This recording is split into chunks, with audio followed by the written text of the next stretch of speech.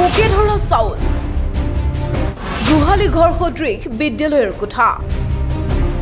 শৌচাগাৰৰ তথৈবচ অৱস্থা ইউনিফৰ্মৰ নামত লাখ লাখ আত্মসাত কণ ছাত্ৰ-ছাত্ৰীৰ মুখৰ ভাত কাঢ়ি খাবলৈ কুণ্ঠাবোধ নকৰা মাটিয়া প্ৰাথমিক বিদ্যালয়ৰ চৰম দুৰ্নীতি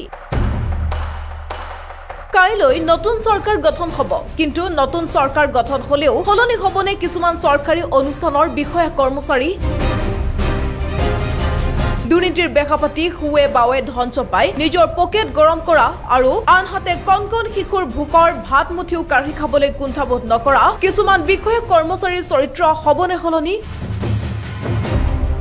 নাই নহয় কেন্দ্ৰ ৰাজ্যত চৰকাৰ যাৰে গঠন নহওক কিয় দুৰ্নীতিৰ চৰকাৰখন হলনি নহয় কতোৱে চৰকাৰী বিদ্যালয়ৰ নামত কি চলি আছে ৰাজ্যত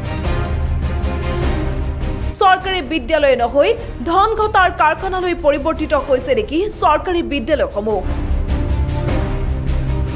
অভিযোগ অনুসৰি গোৱালপাৰাৰ মাটিয়া শিক্ষা খণ্ডৰ অন্তৰ্গত ডেকধুৱা প্ৰাথমিক বিদ্যালয়ৰ প্ৰধান শিক্ষক আব্দুল বাটেন মুল্লাই দীৰ্ঘদিন ধৰি বিদ্যালয়খনৰ নামত অহা চাউলকে আদি কৰি বিভিন্ন সা সামগ্ৰীৰ ধন আত্মসাত কৰি নিজৰ পকেট গৰম কৰাৰ বিপৰীতে কণ শিশুৰ লগত কৰি ৰাখিছে চৰম অন্যায় আনকি শিশুৰ বাবে অহা ইউনিফৰ্মৰ নামতো কোটি কোটি টকা খৰচ কৰিছে মাতব্বৰে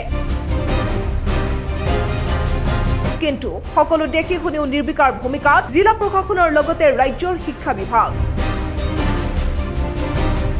ৰাইজে বাৰম্বাৰ প্ৰধান শিক্ষকগৰাকীৰ বিৰুদ্ধে উপযুক্ত তদন্তৰ দাবী কৰিলেও বৰ্তমানেও তদন্তৰ আওতাৰ বাহিৰত অভিযুক্ত শিক্ষকগৰাকী খিড়কি ভাঙা আছে আবার আপনার লেটিং এর আবিজে বিরুদ্ধে দেখেন লেতরা মেতরা থাকে এনে একটা বাউন্ডারি নাই আবার আচ্ছা অভিযোগ মতে পোকে ধরা চাউল দিয়ে ছাত্রছাত্রী খোয়াই আছে খিচুড়ি এটো কি কব চালাই তো আপনি চালাই কেন কো আছে আপোনালোকে চাইছে না হয়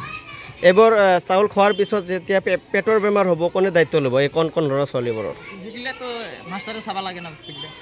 না চাই আৰু আপোনাৰ আৰু ইফালে ৰংটো 20 বছৰ 30 বছৰ ৰংও না কৰাইছে গোৱালপাৰাৰ পৰা সামিনুল হকৰ ৰিপৰ্ট প্ৰতিবিম্ব লাইভ